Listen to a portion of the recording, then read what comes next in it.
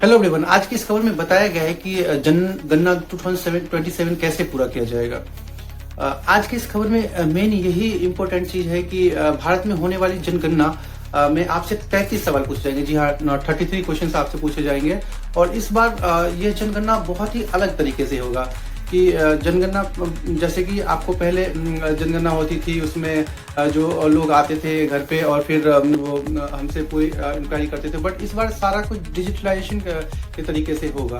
तो जैसे कि अगर सबसे पहले इसमें क्या होगा कि आपको अपने जो है अपने जो आधिकारिक लोग जो आएंगे उनको आपको डेटा देना होगा, और वो मोबाइल और ये लैब। सबसे पहले तो आपसे बेसिक जानकारी ली जाएगी, जैसे कि आपका ये जो घर है वो आपका अपना घर है, आप खुद उसके मालिक हैं या फिर आप रेंट पे रहते हैं। तो इन तरह की जो जानकारी है वो आपसे ली जाएगी। इसके बाद आपके घर में जो पानी है, बिजली और शौचालय का सुविधा है या नहीं है, इन बातों को भी नोट किया जाएगा।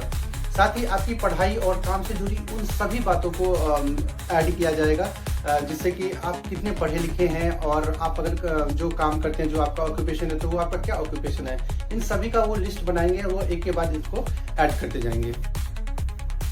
आज के समय को देखते हुए आपसे यह भी पूछा जाएगा कि आपके पास मोबाइल है, इंटरनेट की सुविधा है या फिर कंप्यूटर है या नहीं है आपके पास। दोस्तों, ये सभी जानकारी क्यों पूछी जा रही है? ये सभी जानकारी इसलिए पूछी जा रही है ताकि सरकार को यह पता चले कि उनके देश में जो लोग रह रहे हैं उनके पास किस तरह की सुविधा है और किस तरह की सुविधा नहीं है, वो अपनी लाइफ को किस तरह से जी रहे हैं और वो अपना जिंदगी किस तरह से बढ़ा रहे हैं।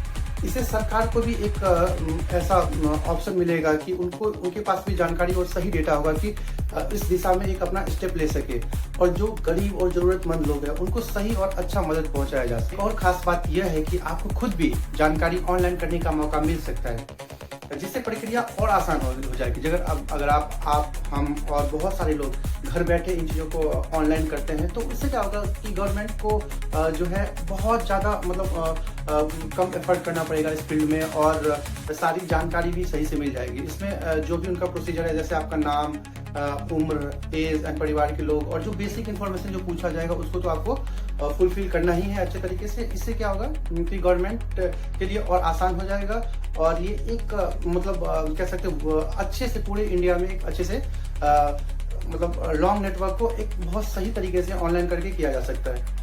यह पूरी जनगणना की प्रक्रिया लगभग 15 दिनों तक चलेगी। जी हाँ, आपको 15 दिन में ही सारा कुछ कंप्लीट करना होगा। दोस्तों, जब भी जनगणना हो तो आप अपने तरफ से जो है जो भी सटीक और करेक्ट इंफॉर्मेशन है उसे आप जरूर ऐड करें। दोस्तों, जब भी जनगणना हो आप सही और सटीक जानकारी जरूर दें, क्योंकि आपकी दी हुई जानकारी को देश की भविष्य की योजनाओं को तय करने में बहुत सुविधा होगी। इससे एक ऐसा मैप बनेगा आगे फ्यूचर के लिए, जिससे कि गवर्नमेंट अपने सभी कामों को अच्छे तरह से फुलफिल कर सकती है। तो ये एक बहुत इंपॉर्टेंट अपडेट आई है जो जनगणना 2027 में होने वाला है। तो ये बहुत ही इंपॉर्टेंट है। जैसे कि आपने देखा था कि जनगणना जो है हर साल 10 साल के बाद होती थी, 10 ईयर्स के बाद। लास्ट टाइम क्या हुआ था, 2011 तक ही रह गया था, क्योंकि 2021 में नहीं हो पाया था।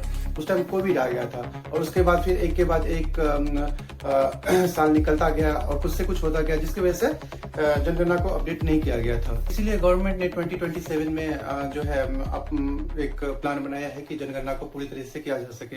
इसी वजह से उन्होंने कुछ ये जो मेजर स्टेप लिया है उसको उन्होंने ऐड किया है। तो इस तरह से जो है जनगणना 2027 में होने वाली है, और आप लोग वो सारी इन्फॉर्मेशन अच्छे से फिल करें। फॉर्म ऑनलाइन होती है, तो इसमें आप जो भी जानकारी देंगे वही आपके उस रिकॉर्ड में आ जाएगा, गवर्नमेंट रिकॉर्ड में। अगर आपको इस तरह की जानकारी पसंद आती है तो मैं इस तरह के इंपॉर्टेंट इन्फॉर्मेशन लेके आया करता हूँ। तो चैनल को सब्सक्राइब कर लें, लाइक करें और शेयर करें।